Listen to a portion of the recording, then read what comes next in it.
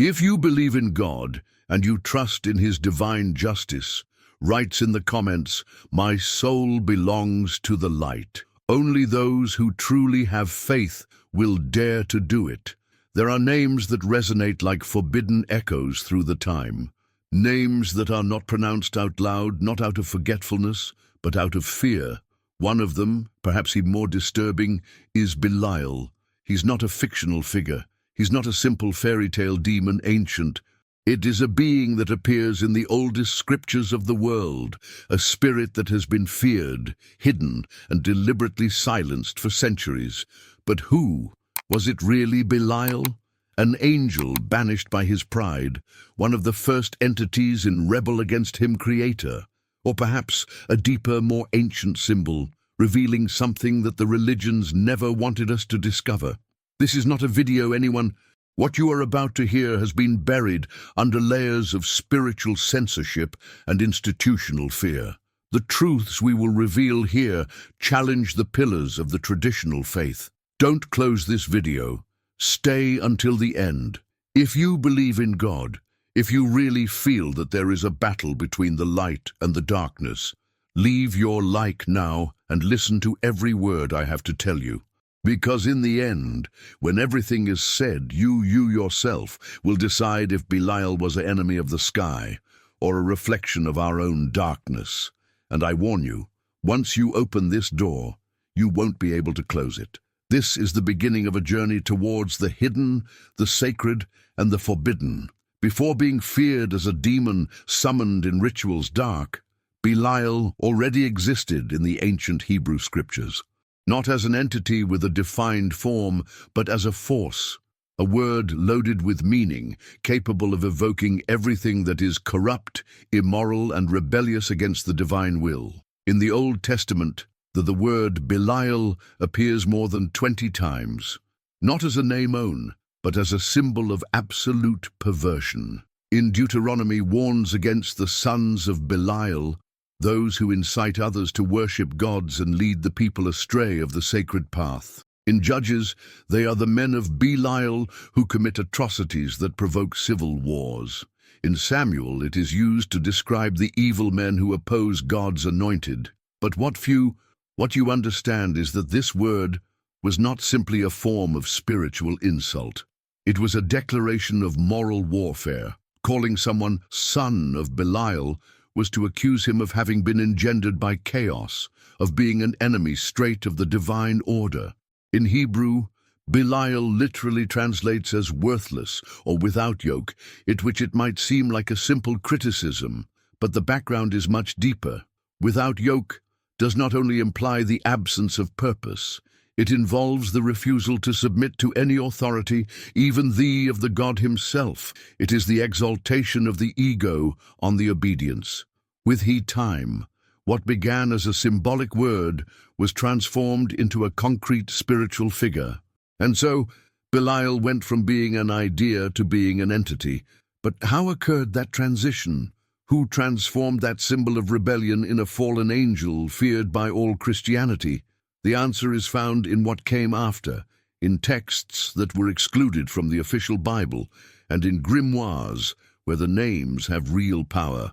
Sometimes, a name there is more to it than meets the eye.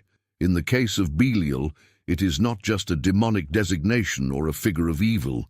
His name same, it's a key toward a hidden code, a truth that has been interpreted in many ways, but rarely understood. In Hebrew, ancient Belial comes from the union of two words, Beli, meaning without, and Ya'al, which translates as value, usefulness, or even dignity. Thus the full name may be interpreted as worthless, but also as purposeless, without law, or without a teacher. And this is where the darkness grows deeper, because in a spiritual context, having no teacher is not just a matter of independence. It is a declaration of radical autonomy, a break with all authority, even with the divine. Belial is not simply someone who turns away from God. He is the one who proclaims, "I will not serve." His name is a flag of rebellion, a war cry against any form of heavenly subjection. In later occult traditions, this meaning takes on a dimension even more dangerous. Belial represents the absolute freedom, yes, but at a tremendous cost. Those who they do not invoke it, they do so seeking peace or enlightenment, but rather power without limits, knowledge without morals, will without breaks.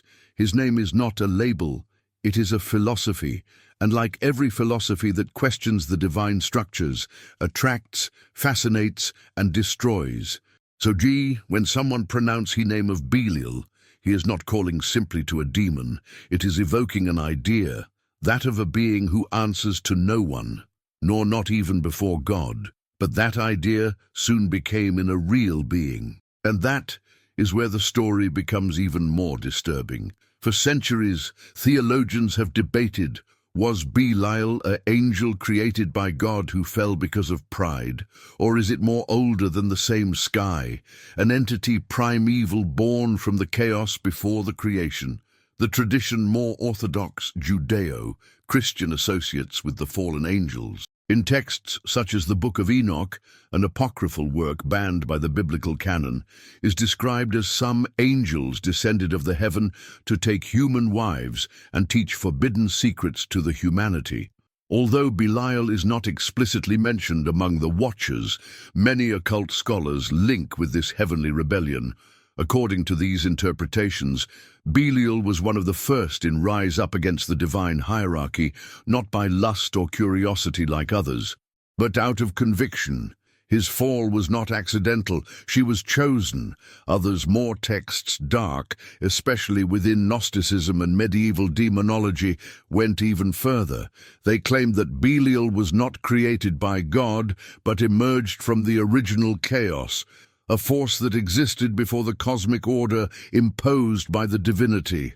If this is true, then we would not be talking simply from a rebel angel, but of a principle antithetical to God himself. In the Testament of Solomon, a grimoire ancient attributed to the biblical king, Belial appears with his own voice. He presents himself as the spirit of the arrogance, the corruption and impurity. He claims to dominate kings and manipulate the powerful, sowing discord and feeding the pride of the men. Here, it is no longer a metaphor, it is an active, intelligent, dangerous being. These cross-references in texts rejected by orthodoxy show a figure that evolves, that escapes from the margins of dogma and that refuses to disappear. More disturbing is that in all these writings, Belial does not pray, sorry. He doesn't regret it. He doesn't want to return to heaven. He does not wish redemption. He wishes domain. Are we then facing a fallen angel, or before one of the oldest and purest forces of evil? The answer, perhaps it is found in the texts that the religions, they tried to bury us. And that's where we're headed now. When the religions fail to eliminate an uncomfortable figure, they choose to bury it. That was what happened with Belial. His name appears in texts that were excluded of the biblical canon, relegated to oblivion, but never devoid of power. In the Dead Sea Scrolls, especially in the text known as the War of the Sons of Light against the Sons of the Darkness, Belial is not a metaphor. He is the commander of the armies of evil, the great spiritual antagonist who opposes the holy people. He is said to guide the wicked, manipulate the corrupt judges, and their will is hidden in the shadows of human power. He is described as a real, conscious spirit, with clear intentions of destruction and domination. But his presence does not stop over there. In grimoires medieval like the Lemegeton Clavicle Salomonis, known as the Lesser Key of Solomon, Belial ranks number 68 in the list of the 72 demons of the Goetia. It is described as a powerful king of the hell, mounted on a fiery chariot drawn by dragons, with an appearance majestic and angelic that hides its true nature. He commands 80 legions of spirits infernal, and it is said that it can granting titles, political influence, and supernatural favors. If you are asked, yields the obedience adequate. But there is a warning that resonates in each invocation. Belial grants nothing without sacrifice. Many ancient occultists, They warned that this spirit lie, if you are not told, offers something in return. The price, it may be uncertain, but it is always high. Unlike others, demons, Belial does not accept being controlled easily. He proofs the willpower of the summoner, demanding absolute determination, mastery over the fear and contempt for the divine laws. In some rituals, it is claimed that only the masterless, those who serve no one God, can obtain answers truthful of him. It is no coincidence that his name means precisely that, without yoke, without law, without teacher. Belial, in the forbidden texts, are not simply an entity, they are a living idea, a force that runs through the centuries and still today go on being invoked in the circles where the knowledge forbidden becomes in power and the soul in currency. Throughout the centuries, Belial was not only feared, also was revered. For many, he was not the enemy of God, but a symbol of resistance, freedom and knowledge prohibited. Where the religions imposed chains, some they searched in Belial, the key to break them. During the Middle Ages, inquisitorial records mention secret sects accused of invoking Belial in blasphemous rituals. These cults, many times associates with witchcraft and heresy, they saw in he a guide who offered worldly power, pleasure, and dominion. He was said to protect those who challenged the authority of the church, and that inspired the rebellion against the divine order. In he Renaissance, with he re-emerged from the occult, Belial took a new role. It was played by some esoteric orders, such as the Lord of the Earth, an entity that represents the matter, the body, and the desire, everything that religions traditional they were calling for repression. For them, Belial was not evil, he was liberating. Already in her 19th century, with the proliferation of esoteric movements, his figure was incorporated into ceremonial magic rituals. Some lodges it invoked him as the King of the West, guardian of the secrets that lie in the physical plane. In these circles, Belial was not seen as a demon, but as a master of the personal sovereignty, someone who teaches how to walk without depending on dogmas or gods. In currents modern, satanic and Luciferian, their name resounds like a cry for independence. Belial became in the archetype of the absolute rebel, he who does not kneel, he who does not beg, he who builds your destiny without asking permission. It is no coincidence that his cult has survived in the clandestinity, because Belial represents what anyone fears most: power structure, the indomitable human spirit. Although his name is not mentioned in the pulpits, Belial never disappeared. On the contrary, he adapted, he changed his face, he abandoned the grimoires dusty to appear in songs, movies, books, and video games. Today, his influence is disguised as art, ideology, cultural challenge.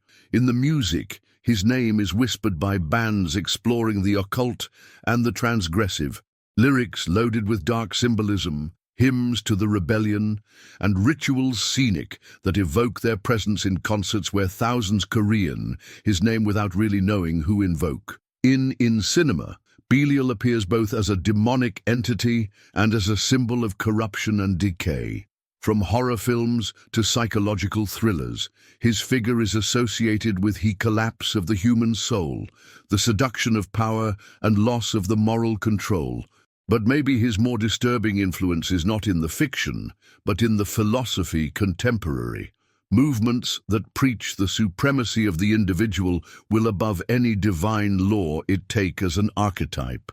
They name directly, but they promote the same essence. Live without a master, act without guilt, dominates without limits. Belial no longer needs to be summoned in a circle of salt. Its spirit lives in every speech. He celebrates the fall of the ancient structures spiritual. Even some modern occult groups do so. Consider an invisible mentor of personal awakening. They see it as a force that teaches through conflict, which guides those who are willing to lose everything to discover the true. And you, do you think Belial is just a mythological character or a living idea that still walks among us? From the oldest scriptures to the darkest rituals, Belial has been present as a symbol, as a spirit, as a warning, or as a temptation. We have said that it is a demon, an enemy, the reflection of all that is corrupt and lost. But after touring its history, we are faced with a disturbing question. What if Belial was not he villain, but the mirror of a humanity that desires freedom but fears the price, from a society that rejects the chains, but he doesn't know how to live without them? Belial embodies that eternal tension between obeying and dominating, between submitting and defying, between imposed light and the chosen darkness. There is no easy answer. Some it will see him as a heavenly traitor, others as a symbol of resistance to the order oppressive. The it is true that Belial never gave up. He never asked sorry. He never went back. Keep walking in the shadows, inspiring those who they look for something beyond what is permitted.